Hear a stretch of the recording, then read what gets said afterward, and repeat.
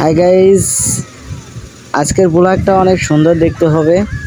তো ব্লগটা দেখবে সবাই, অনেক মজা পাবে। তো ছোট ভাই সাথে আছে, তো ছোট ভাইকে সাথে করে নিয়ে যাচ্ছি ঢাকা। এখন আমরা আছি পিচবোটে বসে, পিচবোট থেকে এখন যাব, রওনা দেব। যাচ্ছি কিন্তু একটা সন্ধানে যাচ্ছি। সন্ধান বলতে তো একটা ক্যামেরা কেনার জন্য যাচ্ছি আমরা ঢাকা। ছোটো ভাইয়ের জন্যই কিনবো, আর সাথে আমারও নিজের জন্য একটা ক্যামেরা কিনবো। তো ফিসবোটে বসে আছি, বসে দেখি সবাই আমার পাশ দিয়ে অনেক মুরব্বীরা বসে আছে। ছোটো ভাই দেখো টাটা দিচ্ছে ছোটো ভাই।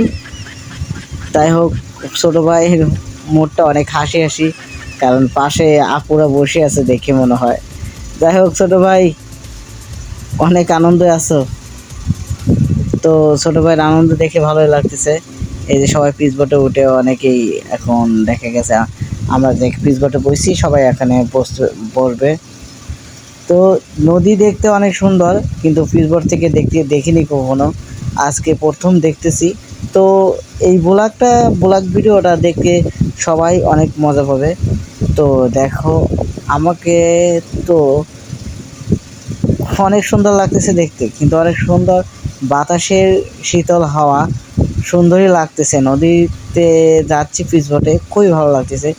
নদীর যেরকম পানি শির গায়ে আসতেছে, শরীরটাকে অনেক শীতল করতেছে, অনেক ভালো লাগতেছে। তো এই যে আরসে ঘাটে চলে এসেছি, আরসে ঘাটে চলে এসেছি। আশপাশে ফেরি আছে, ফেরিতে এখন আমি নামবো। এই তো চলে এসেছি। তো এখন দেখা যাচ্ছে আমরা সবাই নেমে যাচ্ছি রংসা থেকে পিচবোট থেকে রংসা, এই যে ছোট ভাই, এখন আমরা পিচবোট থেকে নামতেছি। কিন্তু এই ব্লগটা দেখে সবাই মজা পাচ্ছে। এই যে দেখো, এই যে কন্ট্যাক্ট বাচ্চা এসে, চিনি না অবশ্যই, ভিডিও করা দেখেই সামনে দাঁড়াইছে। বাচ্চাদের মুড। হ্যাঁ ছোট ভাইদের নদীর সামনে অনেক সুন্দর কি করতেছে, ঐতিহ্যটা অনেক সুন্দর। নদী, ওই যে পিছে ফেরিঘাট আছে, ফেরি দেখা যাচ্ছে। তো অনেক সুন্দরই লাগতেছে দৃশ্যটা, খুবই মজা। আর এই ব্লগটা যে দেখতেছে সেই মজা পাচ্ছে, অনেক মজার লাগারই কথা, কারণ এত সুন্দর দৃশ্য কখনো চোখে পড়ে খুব কম। আজকে আমি নিজে এসেছি, নিজেই ভালো লাগতেছে।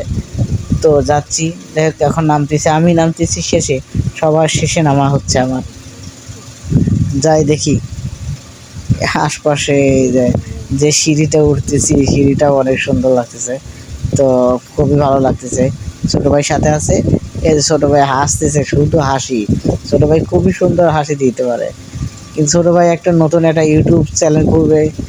তো চ্যানেলটা এখনো ভিডিও ছাড়ে নাই, আশা করে আছে যে সে ইউটিউবে অনেক অভিনেতাও করবে, কিন্তু টিকটক করে, টিকটকে সে ভালো সেলিব্রিটি হয়ে গেছে টিকটকে। যাই হোক, আমি এখন ছোট ভাইকে সাথে নিয়ে যাচ্ছি ঢাকার সন্ধানে।